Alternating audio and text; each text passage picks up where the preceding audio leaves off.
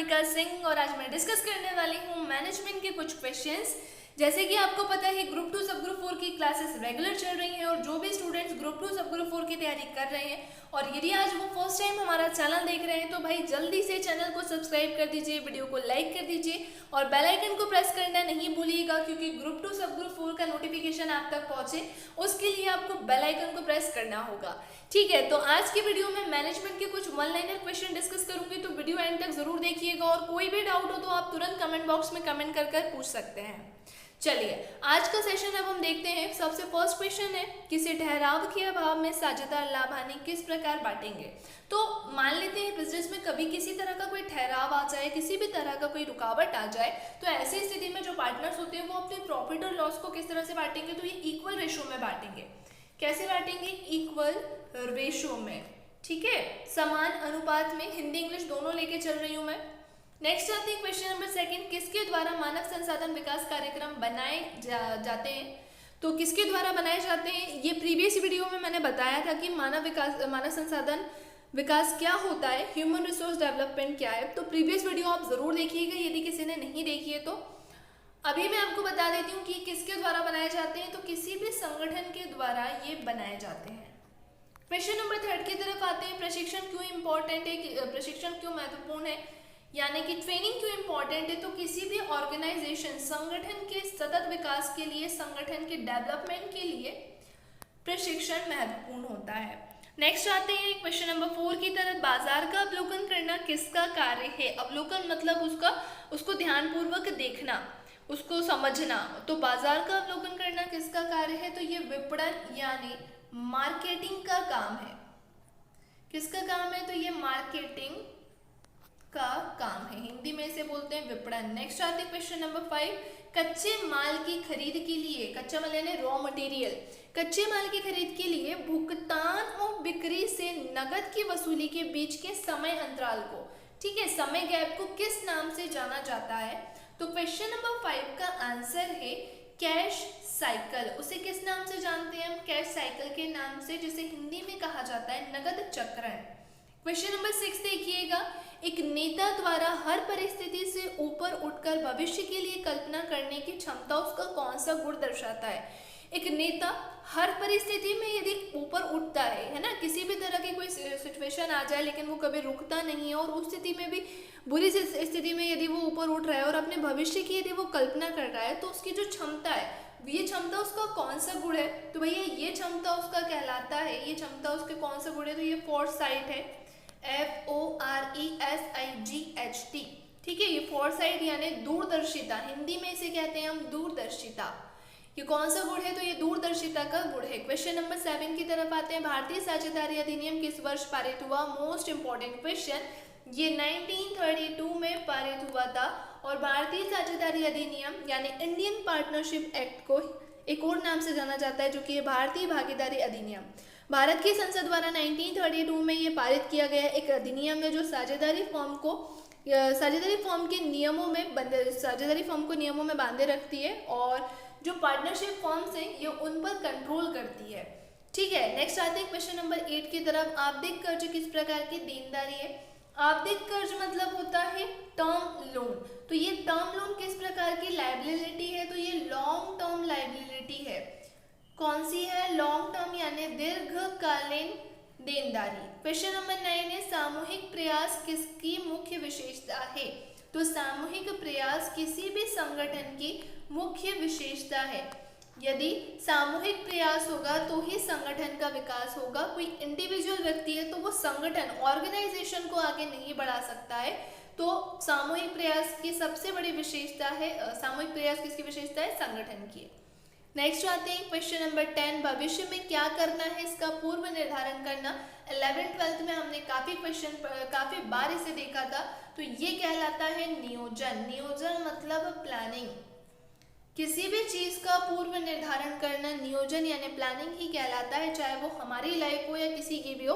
अगर हमने भी 12th पास की थी या हम अभी भी करंट में जो भी कर रहे हैं, तो हमारी भी एक प्लानिंग है कि हाँ हमें गवर्नमेंट जॉब लेनी है।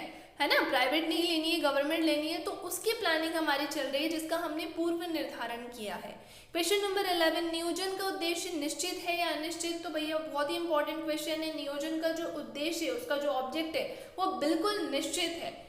ESOP का संबंध किससे है? क्वेश्चन नंबर 12 है, ESOP का संबंध किससे है? तो पहले तो इसका फुल फॉर्म ध्यान से सुनिएगा, एम्प्लॉय स्टॉक ऑप्शन प्लान, ठीक है। और इसका संबंध किससे है? तो इसका संबंध है ह्यूमन रिसोर्स मैनेजमेंट यानी मानव संसाधन प्रबंधन से। देखो, ये सभी कर्मचारियों के हित में बनाई गई एक लाभकारी योजना है। इस प्लान के अकॉर्डिंग कर्मचारी कंपनी के शेयर का हकदार बन सकता है, ठीक है। नेक्स्ट आते हैं, क्वेश्चन नंबर 13 है, संगठन को सत्ता का औपचारिक ढांचा किसने कहा? औपचारिक ढांचा यानी फॉर्मल स्ट्रक्चर, और ऐसा कहा था लूथर गुलिक ने। किसने कहा था? तो ऐसा कहा था लूथर गुलिक ने। नेक्स्ट आते हैं क्वेश्चन नंबर 14 की तरफ, वस्तु या सेवा के उपभोग में इकाई वृद्धि करने पर प्राप्त होने वाले लाभ को क्या कहा जाता है? उपभोग मतलब होता है कंजम्पशन, और उपभोग में इकाई वृद्धि करने पर जो लाभ प्राप्त होगा उसे हम कहते हैं वस्तु या सेवा की सीमांत उपयोगिता।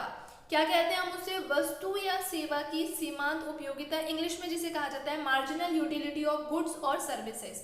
इसे जरूर नोट डाउन करिएगा जो मैंने ओरल आपको बोला है, ठीक है। नेक्स्ट आते हैं क्वेश्चन नंबर 15, प्रबंधकों द्वारा सर्वोत्तम विकल्प का चुनाव करना क्या कहलाता है? सर्वोत्तम विकल्प यानी बेस्ट चॉइस। तो किसी भी प्रबंधक के द्वारा सर्वोत्तम विकल्प को चूज करना है तो ये उसका क्या कहलाएगा? तो ये उसका डिसीजन कहलाता है।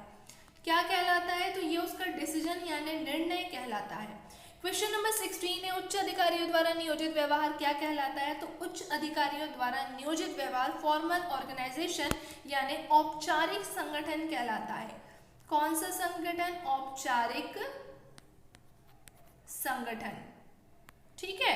नेक्स्ट आते हैं अब हम, ये हो गया औपचारिक संगठन। क्वेश्चन नंबर 17 देखेंगे, स्टॉक किए गए माल के आकार व प्रतिशत की विशिष्टता को कौन दर्शाता है? विशिष्टता यानी उसकी स्पेशलिटी, तो इसकी स्पेशलिटी को दर्शाते हैं इन्वेंट्री।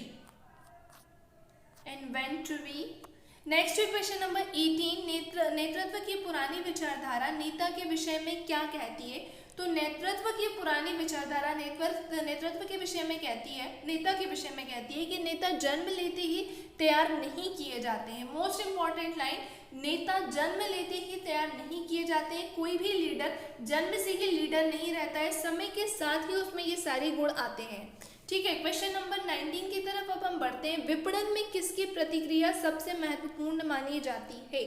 तो क्वेश्चन नंबर 19 का आंसर है कस्टमर। मार्केट में विपणन में यदि बात चल रही है तो इसके लिए कस्टमर की प्रतिक्रिया, उसका रिएक्शन बहुत ही इंपॉर्टेंट माना जाता है। क्वेश्चन नंबर 20 है, संपत्तियों को व्यवसाय में किस उद्देश्य हेतु रखा जाता है? असेट्स को बिजनेस में किस मोटिव के लिए, किस उद्देश्य के लिए रखा जाता है? तो इसका आंसर है आगम उपार्जन हेतु। किस हेतु रखते हैं? तो आगम उपार्जन हेतु इसे रखा जाता है, ठीक है। नेक्स्ट क्वेश्चन नंबर 21 जो कि देखने में बहुत बड़ा लग रहा है, हालांकि बहुत इजी है। ऑप्शन की हेल्प से आप डेफिनेटली इसे कर सकते हो। एक निश्चित अवधि में सुनिश्चित एवं सुपरिभाषित सामाजिक आर्थिक लक्ष्यों की प्राप्ति के लिए देश में उपलब्ध आर्थिक संसाधनों का विवेकपूर्ण ढंग से समन्वय एवं नियंत्रण किया जाता है। तो यह क्या कहलाता है? तो यह कहलाता है आर्थिक नियोजन। क्या कहते हैं इसे? आर्थिक नियोजन कहते हैं। आर्थिक नियोजन को इंग्लिश में कहा जाता है इकोनॉमिक प्लानिंग। क्या कहते हैं इसे? Economic planning. क्वेश्चन नंबर 22, लोक सेवा आयोग किस प्रकार के प्रबंधन का रूप माना जाता है? लोक सेवा आयोग पब्लिक सर्विस कमीशन किस प्रकार के मैनेजमेंट का एक रूप है? तो ये ह्यूमन रिसोर्स मैनेजमेंट का एक रूप है, ठीक है। आते हैं क्वेश्चन नंबर 23 की तरफ, वित्तीय विवरण किसका भाग है? तो वित्तीय विवरण यानी फाइनेंशियल स्टेटमेंट अकाउंटिंग का एक भाग है। किसका भाग है? तो ये अकाउंटिंग यानी लेखांकन का एक भाग है। अच्छा, यहाँ वित्तीय विवरण लिखा है तो इसके बारे में थोड़ा मैं बता दूं। देखो, फाइनेंशियल स्टेटमेंट का जो यूज़ है वो व्यापार की आर्थिक स्थिति देखने के लिए किया जाता है, या इसलिए ये बनाया जाता है। ये एक अंतिम स्टेटमेंट होता है, लास्ट स्टेटमेंट होता है, जिसके अंदर व्यापार खाता, लाभ हानि खाता, कैश फ्लो स्टेटमेंट और बैलेंस शीट बनाई जाती है, ठीक है। क्वेश्चन नंबर 24 देखिएगा, विपणन का मुख्य बिंदु किसे कहा जाता है? तो विपणन मार्केटिंग का जो मेन पॉइंट है वो ग्राहक को कहा जाता है। किसे कहा जाता है? तो ये ग्राहक को कहा जाता है। नेक्स्ट आते हैं क्वेश्चन नंबर 25 है, प्रत्येक उच्च अधिकारी अपने अधीनस्थों को कुछ शक्तियों और कार्य सौंपता है ताकि अधीनस्थ कर्मचारी प्राप्त सत्ता के आधार पर अपने कर्तव्यों का पालन कर सके। ये पद सोपान का कौन सा गुण है? तो ये है, पहली बात तो यहाँ अधीनस्थ लिखा है ना, अधीनस्थ मतलब सबऑर्डिनेट, और ये कौन सा गुण है? तो ये है सत्ता का प्रत्यायोजन। क्या है ये? तो ये है सत्ता का प्रत्यायोजन यानी delegation of power. Question number 26 ध्यान से पढ़िएगा, मकान मालिक को चुकाया गया किराया कहाँ क्रेडिट किया जाएगा? तो ये क्रेडिट किया जाएगा कैश अकाउंट में। कहाँ क्रेडिट करेंगे? रोकड़ खाते में हम इसे क्रेडिट करेंगे। क्वेश्चन नंबर 27 है, किसी साझेदारी संलेख में, साझेदारी संलेख यानी पार्टनरशिप डीड, किसी पार्टनरशिप डीड में ऋण पर ब्याज के विषय में कोई बात यदि नहीं लिखी गई होती है तो ऋण पर कितने % ब्याज दिया जाएगा? तो भाई ऋण पर दिया जाता है 6% ब्याज, यदि वहां पर मेंशन नहीं किया गया है तो। क्वेश्चन नंबर 28 की तरफ पढ़ते हैं, अभिप्रेरणा व्यक्तियों की दशा का वह समूह है जो निश्चित उद्देश्य की पूर्ति के लिए निश्चित व्यवहार को स्पष्ट करती है। यह कथन किसका है? तो यह कथन बहुत ही इंपॉर्टेंट है और ये कथन है वुडवर्थ का। किसका है ये कथन? तो वुडवर्थ का ये कथन है। क्वेश्चन नंबर 29 है, ब्रूम ने अभिप्रेरणा का कौन सा सिद्धांत प्रतिपादित किया था? तो ब्रूम ने अभिप्रेरणा का प्रत्याशा का सिद्धांत, कौन सा सिद्धांत? तो प्रत्याशा का सिद्धांत प्रतिपादित किया था। तो ये सिद्धांत क्या है मैं बता देती हूँ। अभिप्रेरणा के संबंध में 1964 में विक्टर ब्रूम ने प्रत्याशा विचारधारा का प्रतिपादन किया था। इस सिद्धांत के अकॉर्डिंग व्यक्ति अपने कार्य का चयन स्वयं करता है। ठीक है, इसमें क्या होता है ना, व्यक्ति अपने काम का चयन वो खुद ही करेगा, किसी दूसरे के अकॉर्डिंग वो काम नहीं करेगा। लास्ट क्वेश्चन है आज का, जहां पर प्रबंध का कौशल उच्च स्तर का होता है वहां क्या संभावना बनती है? तो जहां पर प्रबंध का कौशल उच्च स्तर पर, हाई लेवल पर होगा तो वहां पर सतत विकास की संभावना बनेगी। सस्टेनेबल डेवलपमेंट वहां पर रहेगा। सतत विकास यानी सस्टेनेबल डेवलपमेंट इसे इंग्लिश में कहा जाता है। तो ये था इसका आंसर। तो आज के जो 30 क्वेश्चंस थे वन लाइनर वो इम्पोर्टेंट थे बहुत ही, अगर एग्जाम के लिए देखा जाए ग्रुप 2 सब ग्रुप 4 के लिए। आज के वीडियो में जितने क्वेश्चन बताए हैं और प्रीवियस वाले वीडियोस में भी आप सारे क्वेश्चन नोट डाउन करते चले, और कहीं पर भी कोई डाउट हो भाई ज़रूर आप कमेंट बॉक्स में कमेंट कर पूछें। और वीडियो पसंद आई हो तो आप इसे लाइक करें, अपने फ्रेंड्स के साथ शेयर करें, और हाँ, चैनल को सब्सक्राइब करना नहीं भूलिएगा।